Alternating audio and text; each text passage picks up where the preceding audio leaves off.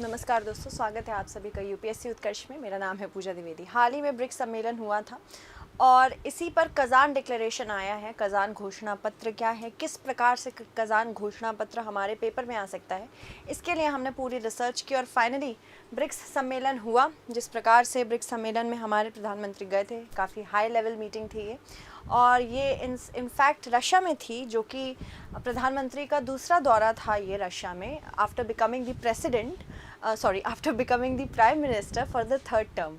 तो यहाँ पे एक बहुत इम्पॉर्टेंट मैसेज गया है that India is with Russia. हालांकि हमने ह्यूमैनिटेरियन एड भी भेजा है यूक्रेन को, और हम चाहते हैं कि हर बार we have suggested that we should completely de-escalate the issue that is going on between Russia and Ukraine। हम कोशिश कर रहे हैं, but still we are far behind it। चलिए इस पर हम बात करते हैं।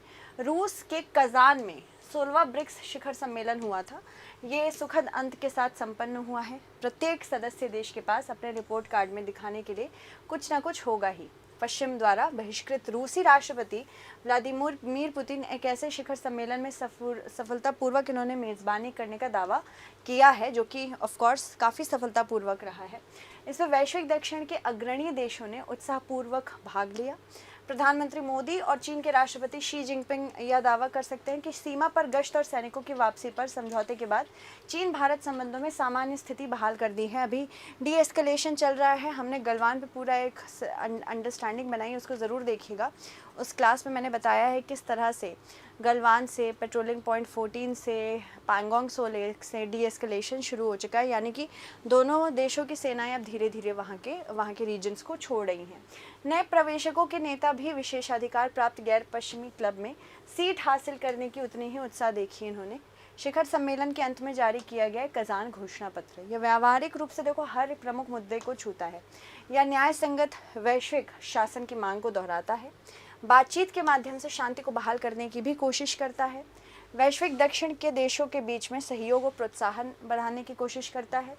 घोषणा पत्र में इरादे की अभिव्यक्ति अधिक है और उन्हें लागू करने के लिए प्रतिबद्धता और उपाय थोड़े कम हैं।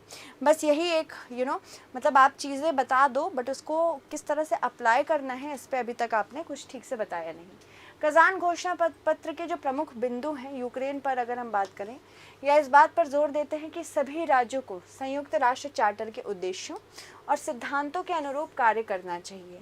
हम बातचीत और कूटनीति के माध्यम से संघर्ष के शांतिपूर्ण समाधानों के उद्देश्य से मध्यस्थता और अच्छे कार्यकालों के प्रासंगिक प्रस्तावों की सराहना बताते हैं। कब्जे वाले फिलिस्तीनी क्षेत्र में बिगड़ती स्थिति और मानवीय संकट पर अपनी गंभीर चिंता को दर्शाते हैं। विशेष रूप से गाज़ा पट्टी और पश्चिमी तट में हिंसा की अभूतपूर्व वृद्धि के परिणाम स्वरूप इजरायली सैन्य आक्रमण के कारण बड़े पैमाने पर नागरिक मारे गए हैं और घायल हुए हैं। देखो, ये तो असल में हमें पता है कि रशिया रूस वो ईरान को सपोर्ट करता है, तो ये घोषणा पत्र में बताना बहुत ही ज़्यादा नॉर्मल था। इसके अलावा लोगों को विस्थापित होना पड़ा तथा नागरिक बुनियादी ढांचे का व्यापक विनाश हुआ, ये भी रूस ने अपनी तरफ से कहा है। दक्षिणी लेबनान की स्थिति पर भी उन्होंने चिंता व्यक्त की है। लेबनान में आवासीय क्षेत्रों में इजरायल द्वारा किए गए हमलों के परिणाम स्वरूप नागरिकों की जान जाने तथा नागरिक बुनियादी ढांचे को हुए भारी नुकसान की निंदा भी करते हैं। सैन्य कार्रवाइयों को तत्काल रोकने का आह्वान करते हैं। विश्व अर्थव्यवस्था, अंतर्राष्ट्रीय व्यापार और सतत विकास लक्ष्यों के प्रति पर बताया है। अवैध प्रतिबंधों सहित गैर कानूनी एक तरफा बलपूर्वक उपायों के विघटनकारी प्रभाव के बारे में गहराई से कज़ान घोषणा पत्र ने चिंता जताई है। वैश्विक वित्तीय चुनौतियों के सामना करने के लिए जो वर्तमान अंतर्राष्ट्रीय वित्तीय ढांचे में सुधार की आवश्यकता है, बेसिकली कहना चाह रहे हैं कि डॉलर से हमें हटना होगा, हमें बाकी सारे करेंसीज को अब आगे बढ़ाना होगा। इसमें वैश्विक आर्थिक प्रशासन भी शामिल है ताकि अंतर्राष्ट्रीय वित्तीय ढांचे को अधिक समावेशी और न्याय संगत बनाया जा सके। ब्रिक्स अनाज विनिमय भी आया है यहाँ पे। घोषणा पत्र में रूसी पक्ष की पहल का स्वागत किया है। ब्रिक्स यानी कि ब्रिक्स ग्रेन एक्सचेंज के भीतर एक अनाज व्यापार मंच स्थापित करना है और बाद में इसे अन्य कृषि क्षेत्रों में विस्तारित करने सहित विकसित करने की बात की है। व्यापार बाधाओं को कम करना, साथ ही साथ गैर भेदभावपूर्ण पहुंच के सिद्धांतों पर निर्माण तेज करना, कम लागत वाले, अधिक कुशल, पारदर्शी, सुरक्षित और समावेशी सीमा पार भुगतान साधनों के व्यापक लाभों को पहचानना, ब्रिक्स देश और उनके व्यापारिक साझेदारियों के बीच वित्तीय लेन देन की में स्थानीय मुद्राओं के उपयोग को भी स्वागत किया गया है। हम एक स्वतंत्र सीमा पार निपटान और निक्षेप आगर अवसंरचना ब्रिक्स क्लियर की स्थापना की व्यवहार्यता पर चर्चा कर रहे हैं, साथ ही साथ अध्ययन करने के लिए सहमत भी हुए हैं। ये मौजूदा वित्तीय बाजार अवसंरचना के साथ साथ ब्रिक्स स्वतंत्र पुनर्विनिमय क्षमता को पूरक बनाने की पहल करता है, जिसमें ब्रिक्स भी शामिल हैं। फिर उसके बाद वित्तीय नवाचार भी लाए हैं। ब्रिक्स अंतरबैंक सहयोग तंत्र के उस फोकस का स्वागत किया गया है जो परियोजनाओं और कार्यक्रमों के लिए नवीन वित्तीय प्रथाओं और दृष्टिकोण को सुविधाजनक बनाने और विस्तारित करने पर केंद्रित है। इसके साथ साथ इसमें स्थानीय मुद्राओं के वित्त पोषण के स्वीकार्य तंत्रों की खोज भी शामिल की गई है। साथ ही साथ IMF इंटरनेशनल मॉनेटरी फंड के लिए बोला गया है। कोटा आधारित और पर्याप्त संसाधन युक्त IMF के साथ एक मजबूत और प्रभावी वैश्विक वित्तीय सुरक्षा जाल बनाने के लिए ये पुनः पुष्टि करेंगे इस बात को। ब्रिक्स में पहले से ही कौन कौन सी कंट्री मौजूद हैं? ब्राज़ील तो है, साथ ही साथ रूस है, इंडिया है, चाइना है, साउथ अफ्रीका है। 2023 में जब इसका विस्तार हुआ था, सऊदी अरब, इजिप्ट, यूनाइटेड अरब एमिरेट्स के साथ साथ ईरान और इथियोपिया भी इसमें शामिल हुए थे। ब्रिक्स दुनिया की 5 प्रमुख उभरती अर्थव्यवस्थाओं का एक संगठन है। इसमें ब्राज़ील, रूस, मैंने आपको बता दिया कौन कौन से देश शामिल हैं। ब्रिक्स का गठन पहली बार अनौपचारिक रूप से वर्ष 2006 में हुआ था, जब सेंट पीटर्सबर्ग, रशिया में इसकी पहली बैठक हुई थी। पहले इसमें 4 ही देश थे। साउथ अफ्रीका 2010 में आया है। इसके अलावा 2009 में पहला ब्रिक्स सम्मेलन फॉर्मल रूप से आयोजित किया गया था। इसके अलावा ब्रिक्स का पहला उद्देश्य राजनीतिक और सुरक्षा के स्तर पर है, उसके बाद वित्तीय आता है। इसके तहत ब्रिक्स में शामिल देशों में वैश्विक क्षेत्रीय सुरक्षा और वैश्विक राजनीतिक क्षेत्रों में संवाद बढ़ाना है। दूसरा आर्थिक और वित्तीय है। इसके अलावा इसी के अनुसार व्यापार, कृषि, बुनियादी ढांचे सहित कई क्षेत्रों में सहयोग बनाने की बात की है। इसके अतिरिक्त सांस्कृतिक, शैक्षणिक, युवा और खेल में ब्रिक्स अन्य देशों को भी शामिल करना चाहता है। देखो, भारत ब्रिक्स समूह का एक बहुत महत्वपूर्ण सदस्य है। साथ ही साथ ब्रिक्स भारत को सुरक्षा, आतंकवाद, जलवायु और व्यापार के लिए वैश्विक भागीदारी दिखाने का मंच प्रदान करता है।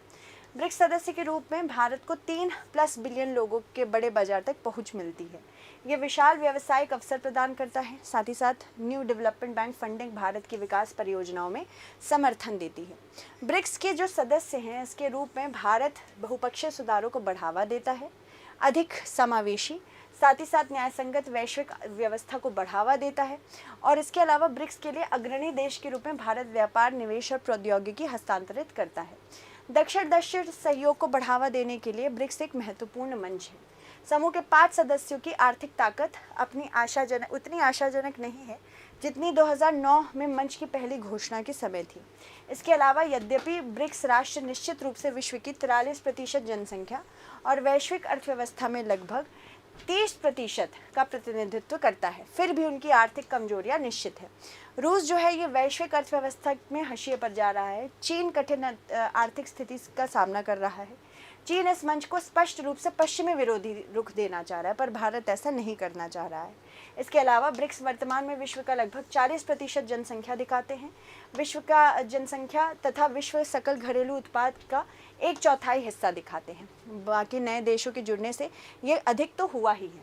इसमें विश्व के 3 सबसे बड़े तेल उत्पादक भी अब शामिल हो गए, जैसे कि सऊदी अरब, संयुक्त अरब अमीरात और ईरान। इसके अलावा यह एक ऐसा कदम है जो कि एक ओर तो वैश्विक दक्षिण की आवाज़ होने का मजबूत दावा करता है, दूसरी ओर चीन का जो बढ़ता हुआ प्रभुत्व है, इसकी वजह से चीन और रूस के अगेंस्ट भी ब्रिक्स में प्रॉब्लम्स चल रही हैं। जैसे कि आप देख सकते हैं, चीन का सबसे बड़ा GDP है ब्रिक्स में 17.96 ट्रिलियन के साथ। फिर उसके बाद भारत है 3.39 ट्रिलियन के साथ, रूस 2.24 ट्रिलियन, ब्राज़ील 1.92 ट्रिलियन और बाकी सारी छोटी इकोनॉमीज़ है। इसमें सऊदी अरब, ईरान, मिस्र, इथियोपिया और संयुक्त अरब अमीरात ये नए सदस्य आए हैं। या तथ्य कि क्षेत्रीय प्रतिद्वंदी सऊदी अरब और ईरान एक ही समूह का हिस्सा है, ये अपने आप में ही उल्लेखनीय है क्योंकि सऊदी अरब एक सुन्नी देश है और ईरान एक शिया देश है। इसके अलावा मिस्र और इथियोपिया दोनों के भी अमेरिका के साथ लंबे समय से संबंध रहे हैं। चलिए क्वेश्चन जानने से पहले एक चीज़ ध्यान रखिए, हम बहुत ही जल्द आपके लिए, हमने इससे पहले भी बताया था, बहुत ही जल्द आपके लिए कुछ अच्छा लाएंगे दिवाली पर, और वो समय आ गया है। 3 नवंबर तक हम आपको ट्रिपल धमाके वाला ऑफ़र दे रहे हैं। कोई भी कोर्स लेंगे 90% तक की छूट मिलेगी, उस कोर्स की एक्स्ट्रा 3 मंथ्स की वैलिडिटी रहेगी, और साथ ही साथ लाइव फ्रॉम क्लासरूम कोर्स अगर आप लेते हैं तो उसमें फ्री वैलिडिटी फ्री, उसके साथ आपको एक रिकॉर्डेड कोर्स भी मिलेगा, पर ये 3 नवंबर तक ही अवेलेबल है। ठीक है, अब इससे संबंधित एक प्रश्न देख लेते हैं। ब्रिक्स के संदर्भ में निम्न कथनों पर विचार करें। पहले इसमें 4 देश थे, ब्राज़ील, रूस, भारत और चीन, इसी पर इनका नाम ब्रिक पड़ा था। इसके अलावा 2015 में इस संगठन में दक्षिण अफ्रीका आ गया, जिससे ये ब्रिक्स हो गया। तो आपको बताना है उपरोक्त में से कौन सा कथन सत्य है। धन्यवाद।